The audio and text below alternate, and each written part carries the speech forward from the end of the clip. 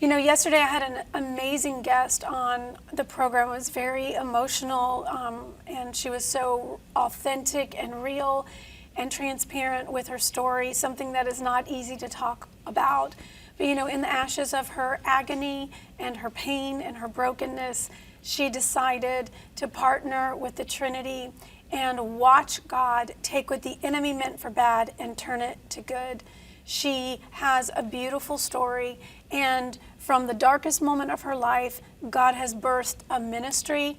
He has birthed a television program. He has birthed a book, and he has helped and healed so many through her life. And so, Donna, thank you for being with us again today. And just thank you for everything that you've done for the Lord. Now, before we talk too much, I just want to encourage you. This is a book called Journeys of Choice. The stories in here are amazing. I hope we'll get to talk about Rick's story today, and the Holocaust story. It's a mess, and it's a must read. But let's just look at this spot on the book. It'll give you a little more insight. I invite you to visit journeysofchoice.org and get this book. You may be in a situation where you are at a crossroads between the choice of life and the choice of death.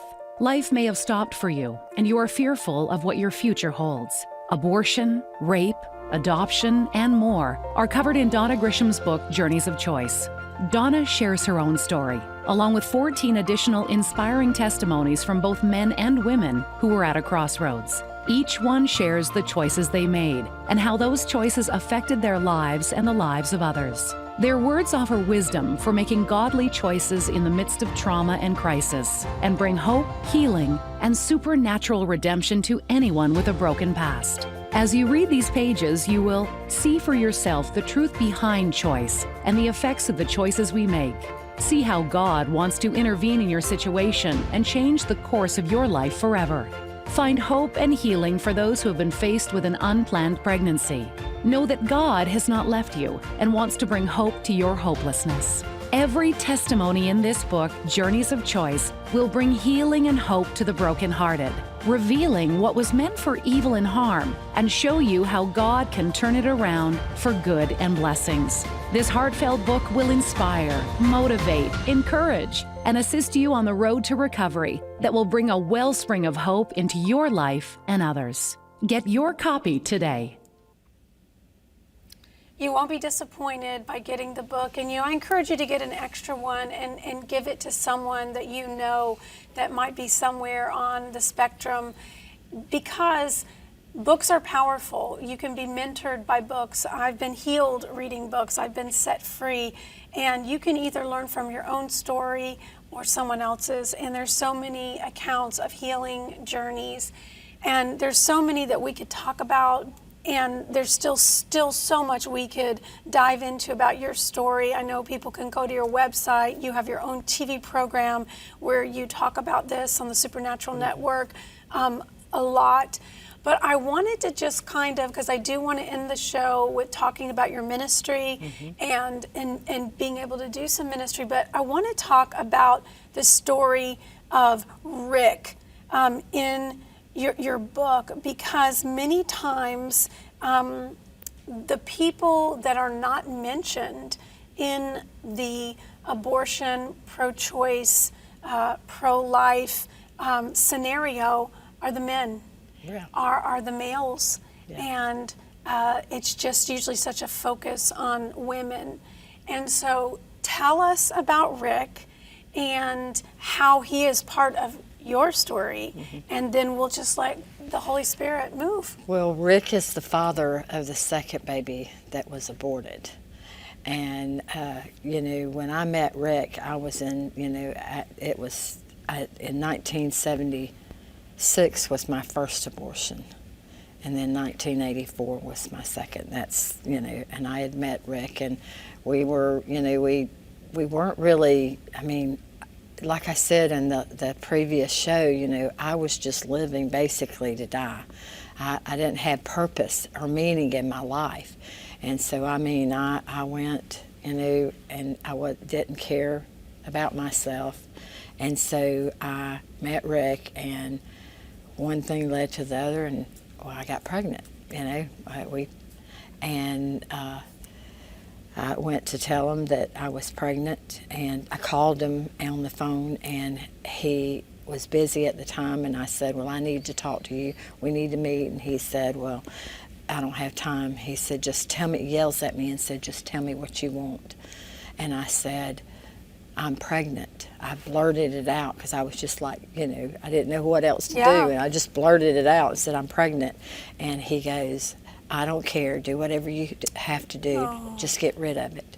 Well, fast forward. We're going to go to the healing part of this, okay? We're going to fast forward. And, I had the abortion, and he knew about it, but he had buried it. And so in 2010, the Lord started dealing with me about talking to the father of the second baby. Well, I didn't want to. I'll just be honest. I just point blank told God, no, I can't do this. Yeah. I'm going through my house saying, no, I can't do this. I just can't do it. I have nothing to say to him, because we hadn't talked. Now, we talked, but it wasn't like a conversation of things that had happened in our past and things that he had been in. He was in media and doing things, and he had questions about some media stuff because I had worked with Sid Roth, and so we talked business, and I was fine with that. I could talk business, and then that was it. And when the Lord started talking to me about talking to him, I was like, no. And so during that time, I'm arguing with God the whole year of 2010. Me and God just like, sort of like Jacob wrestling with God, but I was like, no, I can't do this, because I knew it was going to bring some things up. Yeah. And so I, fast forward to 2011, the Lord called me to do a 3-day water fast. I went on a 3-day water fast. By the 3rd day, I broke. And I said, okay, God, whatever you want. Because during the time I'm arguing with God in 2010, he's telling me, this isn't about you, Donna. And I'm like, really? I'm the one, And he said, this is about him. Is that because do you think it's because you had already healed? You had already gone through? Partially, but mainly because Rick, I was already healed, but there was still some things. But Rick, it was like God was focusing on Rick's healing. There were things that he had been through. He had went through relationship after relationship, marriage after marriage. I mean, he was hitting brick walls. Nothing was breaking for him. And so when the Lord, I finally realized when I basically said, okay, God, I get it.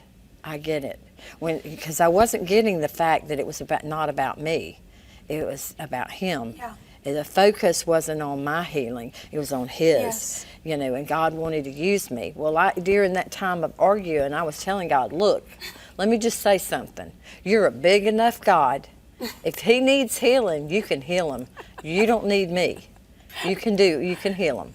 And so I broke on the 3rd day of the water fast. I went and we had talked, and I had called Rick, and I said, look, we're coming, a friend and I are going to come to the Holy Land Experience in Orlando. And so we go to the Holy Land Experience and he calls and he says, I know you want to speak with me. I know you have some things to share with me. He said, I have some things I want to talk to you about.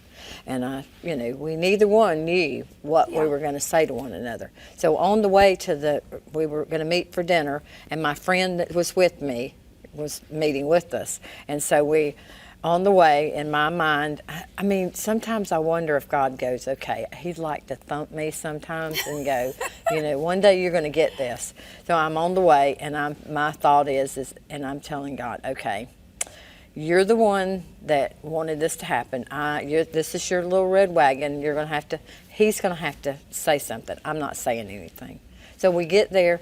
We having, a meal. We're talking, and I'm thinking, he's not going to say anything. I'm not going to say anything. And because my friend's there, and he's not.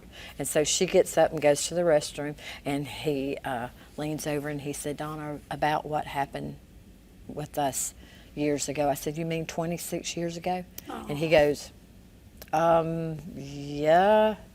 You know, he's thinking she's got it all numbered out. And he goes, I didn't mean to mislead you. And he said, we were both young, he said, and I was selfish and I didn't, you know, I was going to get what I wanted and it didn't matter who I hurt. And he said, you know, I want to apologize for what happened. And I said, well, you do know I was pregnant, Rick. And he goes, why didn't you tell me? And I said, well, I did tell you. And he said, what did I say? And we go back to the phone conversation. I said, I called you. You said you couldn't talk. And then you said, you yelled at me and told me, tell me what you want. And I said, I told you that I was pregnant. And he said, well, what did I say? He's like, just So engaged. he had just blacked the whole He had thing blacked out. everything out. Okay. And he leans over, he said, tell me what I said. And I said, well, you said these exact words. Do whatever you have to, get rid of it. And when I said those words, when I said those words, he literally put his head down and he was like, and he came up and tears were flowing down his eyes. And he says, oh my God, I can hear myself saying that to you. I can hear myself saying that. And then he said, 26 years. Oh, dear God, what have I done to you? And I said, Rick, this is not about me. This is about you. Yeah. And God wanting to heal you. God brought this all about. Now, let me just tell you something. In 2010, when God was dealing with me, he had called because he was coming into Brunswick. His family lived there. He was coming into Brunswick, and he was going to, he called to have coffee. Well, I didn't want to have coffee. I just, didn't answer the phone and then called him back later and said, I won't be able to have coffee with you. That was in November of 2010. So I didn't. It wasn't the right until time. Yeah, and that's exactly the words he said to me. He said, it wasn't the right time. He said, because if we would have got together and you would have said, he said, I wouldn't have received what. And let me just tell you about Rick. Rick is now married to a beautiful woman of God, beautiful woman of God. And he treats me like a sister. He calls me, checks on me, and I'm like a baby sister to him.